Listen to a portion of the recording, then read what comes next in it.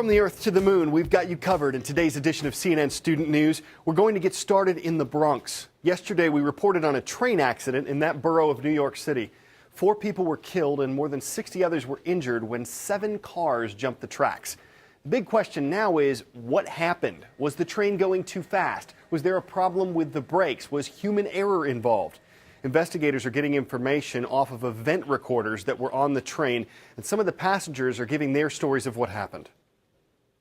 I got thrown across back and forth, and it came to like a halt, and there was just people screaming. Early Sunday, a throng of rescue workers scoured the grisly scene, one rail car nearly plunging into the river where divers checked for bodies underwater. I can see some people like flying from my left side to the right side. I can see people from the back.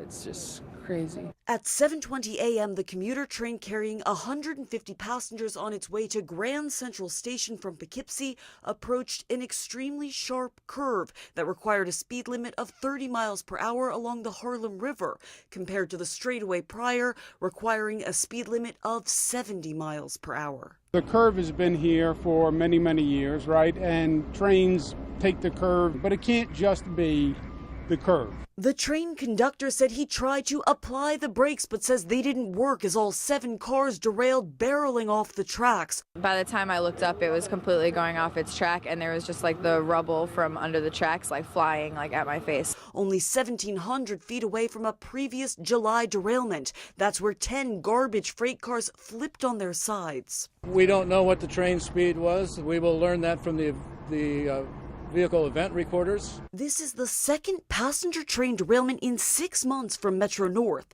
In May, an eastbound train derailed in Bridgeport, Connecticut, and was hit by a westbound train. 76 people were injured. Sunday's crash eerily similar to the train that derailed in northwestern Spain, killing 79 passengers. In that crash, the train was approaching a sharp turn. Security video showed the shocking moment the train, going more than twice the speed limit, hurtled off the tracks. Officials are looking into what role, if any, speed played in the Bronx accident. Next story today, Merrill Newman is 85 years old. He's an American, lives in California. In October, he took a 10-day tour of North Korea. He never left North Korea. The country shuts itself off from most of the world. It's run by a dictator, Kim Jong-un, who can be unpredictable. So it's hard for other countries to know what the North Korean government is doing or why.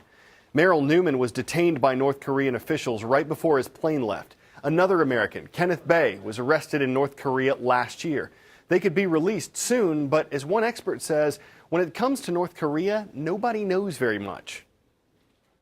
I can understand that in the U.S. and Western countries, there is misleading information and propaganda about DPRK. North Korean state media released this video over the weekend of detained American tourist, 85-year-old Merrill Newman, reading a handwritten apology.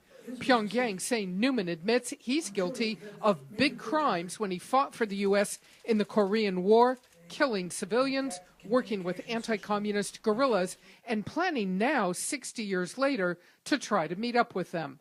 The video shows Newman signing the 4-page statement he read on camera, dated November 9th, and sealing it with his thumbprint in red ink.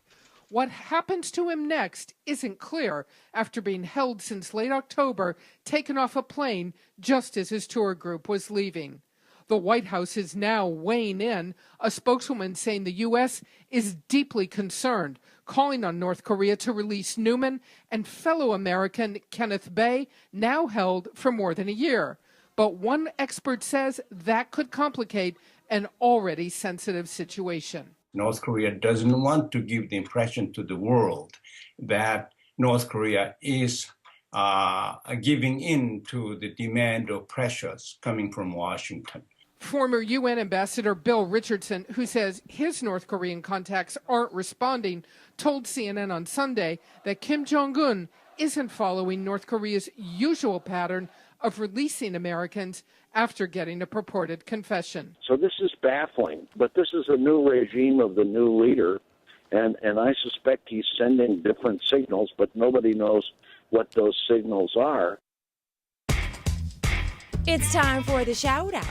What's the third country to send a person into space? If you think you know it, then shout it out.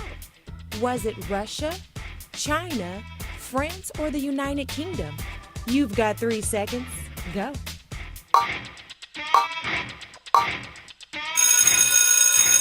In 2003, China joined the U.S. and Russia as the only countries to put a person in space. That's your answer, and that's your shout out. A decade later, China is hoping to break into that same elite group with another space milestone. So far, only the U.S. and former Soviet Union have launched spacecraft that have landed on the moon.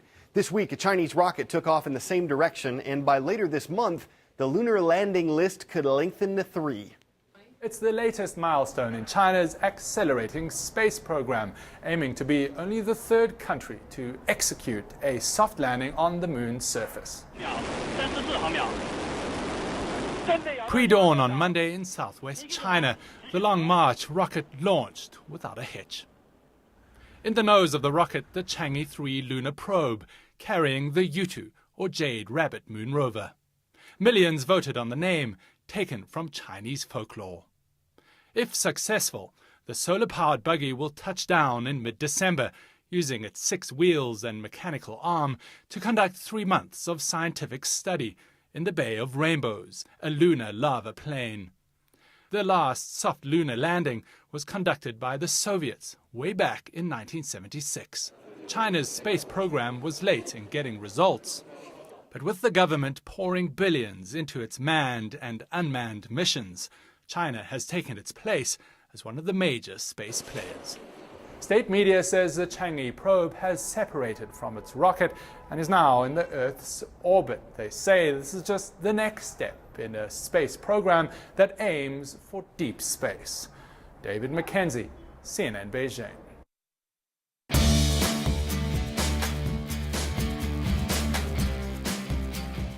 We're going to launch into the roll call, and all of today's schools are high flyers. We just talked about China's space program. John Glenn was one of the first American astronauts, and the rockets from John Glenn High in Westland, Michigan make today's roll. From there, we rocket over to Ardmore, Oklahoma to tell the tale of the Dixon Comets, and we come in for a landing in Crossville, Tennessee with the Cumberland County High School Jets. Unless you're a pilot or maybe a bird, you'll probably love this idea. An order comes through at Amazon.com. It's boxed up in a nearby warehouse and sent rolling down a conveyor belt. Then it gets awesome. A drone or unmanned aerial vehicle picks it up and, guided by GPS only, nobody's driving, flies it to your doorstep and drops it off within 30 minutes.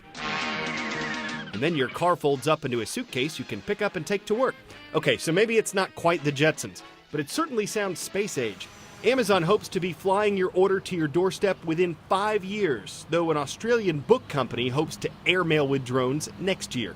But as cool as it sounds to say Prime Air delivered by octocopters, that's what Air Amazon is called, it's got some challenges in just getting off the ground in the U.S. One, it's illegal, at least right now. The Federal Aviation Administration doesn't currently allow unmanned vehicles to make deliveries. 2, it won't work for everything, just stuff under 5 pounds, so kayaks won't fly.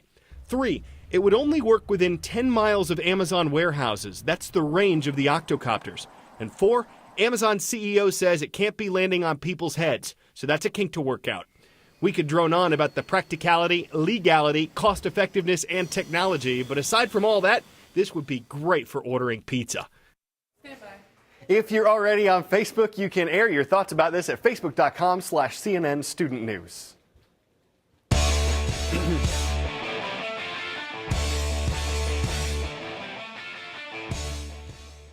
Sweet. How else would you describe the world's largest cupcake mosaic? El Salvador just set the new record. A mosaic is a piece of art made out of smaller pieces arranged in a pattern. In this case, the pattern incorporates the El Salvador flag, and the smaller pieces are more than 21,000 cupcakes. It adds up to a world record you could really sink your teeth into. The mosaic was impressive enough. The record, the icing on the cupcake. It's time to go, but we're not deserting you for long. We'll be back tomorrow with more CNN Student News.